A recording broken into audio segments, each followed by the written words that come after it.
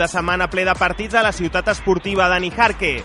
El juvenil A, que ho ha guanyat tot com a local, rep demà el Lleida Esportiu a les 6 de la tarda. Diumenge a les 12, torn per l'Espanyol B davant el Badalona.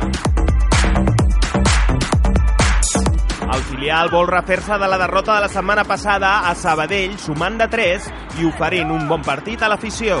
José Aurelio Gay no se'n refia dels escapulats que van últims a la clasificació. No por el hecho de ser el último nos vamos a desconectar ni mucho menos. Sabemos que ha cambiado bastante con el cambio de entrenador con respecto a lo que estaban haciendo. Es un equipo que lo primero que ha hecho ha sido cerrar el grifo de los goles en contra, que están jugando francamente bien estos dos últimos partidos y que sabemos que nos va a costar bastante. Per la seva part, el juvenil A vol mantenir el bon nivell de joc que l'ha portat a la segona posició de la taula.